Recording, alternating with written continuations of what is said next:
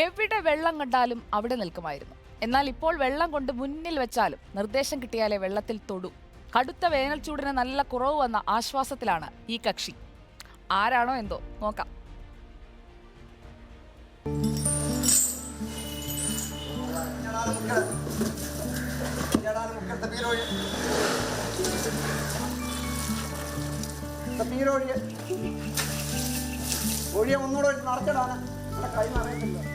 പോകുന്ന വഴിക്ക് പൈപ്പ് കണ്ടാൽ പോലും അവിടെ നിന്നിരുന്നവനാണ്.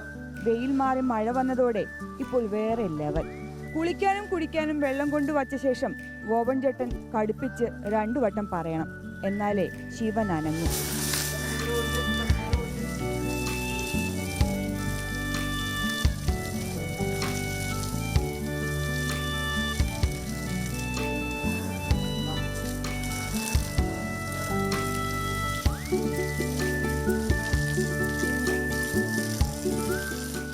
തിരുനക്കര ശിവൻ നല്ല തിരക്കുള്ള കക്ഷിയാണ്. മിക്ക ദിവസങ്ങളിലും എഴുന്നള്ളത്തുണ്ട്. മഴയ്ക്ക് മുന്നേ ഉള്ള ചൂടൊക്കെ താങ്ങാൻ പറ്റാത്ത അവസ്ഥയിലായിരുന്നു.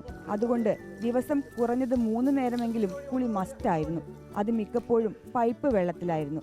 ചൂട് കൂടുമ്പോൾ എന്ന് പറഞ്ഞാൽ ആനകളുടെ ശരീരത്തിൽ തൊട്ട് നോക്കിയാൽ തന്നെ നമുക്കറിയാം. പിന്നെ അതുങ്ങളുടെ പ്രകൃതിപരമായിട്ട് അതുങ്ങൾ ചെവിയൊക്കെ ഭയങ്കരമായിട്ട് ഓവറായിട്ടിട്ട് തണുപ്പിക്കാൻ വേണ്ടിയിട്ട് ആട്ടും അങ്ങനെയുള്ളതായിട്ട് വരും. പിന്നെ വായിൽ നിന്ന് ഇങ്ങനെ വെള്ളം എടുത്ത് ഇങ്ങനെ ഒഴിക്കും. വേറെ നമ്മൾ കൂടുതലും തണുപ്പിക്കുകയാണ്. ഉള്ളിലോട്ട് തണുത്ത ആഹാരങ്ങളൊക്കെ കൊടുക്കുക.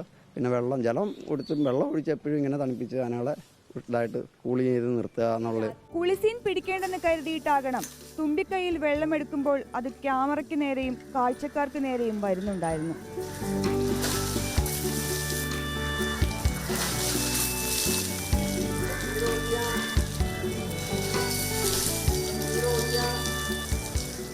ചൂട് കൂടിയെന്നറിയിക്കാൻ ചെവി ശക്തിയിൽ ആട്ടി നിന്നവനാണ്.